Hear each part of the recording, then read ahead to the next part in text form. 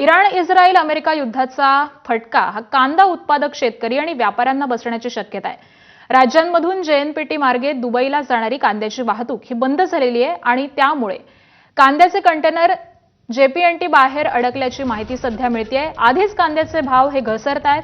होळी धुलीवंदनाच्या पार्श्वभूमीवरती बहुतांश बाजार समिती या बंद असल्यामुळे बुधवारी आवक वाढून बाजार भाव हा कोसळण्याची शक्यता आहे आणि त्यामध्येच दुबई मार्गे आखाती देशामध्ये होणारी निर्यात ही बंद झालेली आहे आणि त्यामुळे कांदा उत्पादक शेतकरीसह व्यापारी हे साचसावलेले आहेत. लवकरात लवकर युद्धजन्य परिस्थिती ही निवळण्याची प्रतीक्षा व्यापारी करतायत आणि याच सगळ्याचा आढावा घेतलेला आहे आमचे प्रतिनिधी मुकुल कुलकर्णींनी.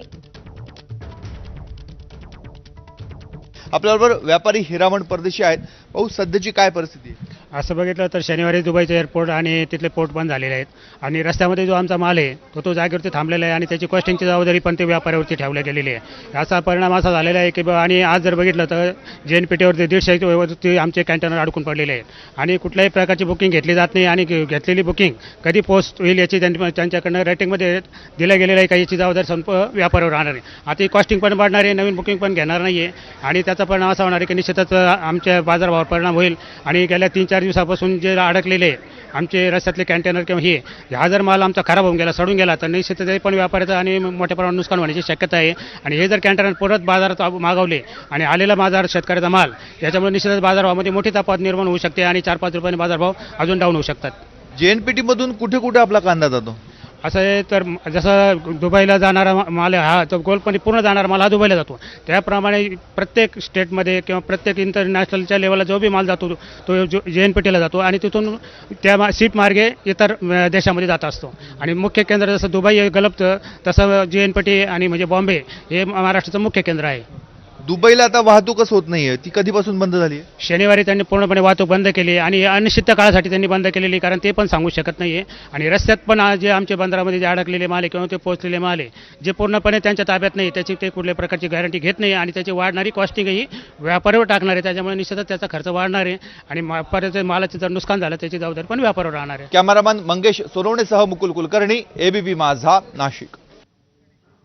आणि आखाती देशामध्ये सुरू झालेल्या युद्धाचा फटका कृषी मालाला बसलेला आहे. जेएनपीटी बंदरामधून इराण, इराक आणि दुबई या आखाती देशामध्ये जाणारी जहाजही अडकल्यामुळे द्राक्ष, केळी, कांदा आणि भाजीपाल्याला फटका बसलेला आहे. साधारण 500च्या वरती शेतमालाचे कंटेनर हे जेएनपीटी बंदरामध्ये अडकून पडलेले आहेत. वाशी इथल्या कृषी उत्पन्न बाजार समितीमध्ये राज्य आणि देशभरामधून शेतमाल हा मोठ्या प्रमाणावरती येतो. वाशीमध्ये जवळच असलेल्या उरण इथल्या जेएनपीटी बंदरामधून शेतीमालाची निर्यात ही केली जाते. मात्र गेले 4 दिवस आखाती देशामध्ये सुरू असलेल्या युद्धजन्य परिस्थितीचा परिणाम हा सध्या शेतीमालाच्या निर्यातीवरती झालेला दिसून येतोय. एकीकडे परदेशामध्ये जाणारी विमान सेवा ही विस्कळीत झालेली आहे तर दुसरीकडे समुद्रमार्गे जाणाऱ्या जहाज सेवा ह्या देखील बंद झालेल्या आहेत आणि यामुळे शेतीमालाला दुहेरी फटका बसतोय.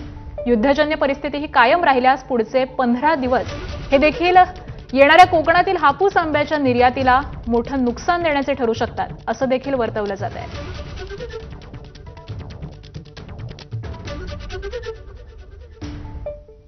इराणनं संकट